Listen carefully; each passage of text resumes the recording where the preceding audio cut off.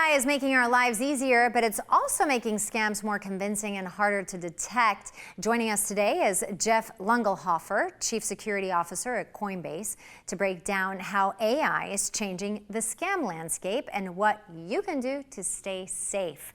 Welcome, Jeff. Thanks, Sasha. It's great to be here. Pleasure to have you here on the show. So tell us, how is AI changing the way scammers operate? AI is really supercharging scams today.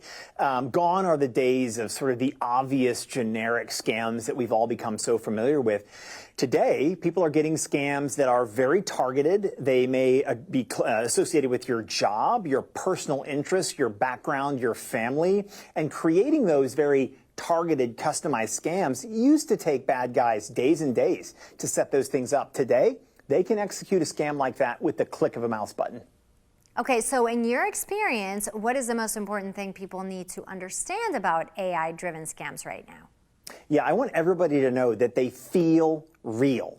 It may be appear to be someone that you know personally, maybe even a family member, and they're going to create that false sense of urgency in you, like, oh my gosh, it's a crisis, you need to do it now, now, now. Anytime you feel that pressure, I don't care what the situation is, the smart move is to take a breath, slow down, and verify before you act. Ooh, that sounds scary. And what are some new red flags specific to AI-driven scams? Yeah, look, they're all ultimately after your money. So what I always tell people is that anytime a financial institution or somebody pretending to be from a financial institution calls you directly, and calls you, emails you, texts you, calls you on WhatsApp, Telegram, I don't care how they reach out. There's only one thing you should do. Hang up. Disconnect immediately. Then you can go to the website, directly to the website of that company, type it into your browser, go directly there, get their phone number, their support phone number, and you call them.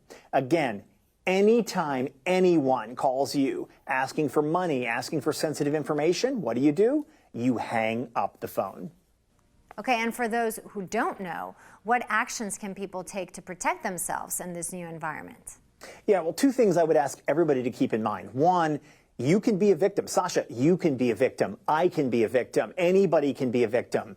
And two, very specifically for families, it's important for every family to create a safe word. That could be something as simple as orange or frog or cloud, but a simple word that you can all use to sort of authenticate one another so that if your child calls you, your mother calls you, your partner, your spouse, you can say, hey, what's the safe word? Particularly if they're in a critical situation, if they're asking for money, it's very important that you know who you're talking to.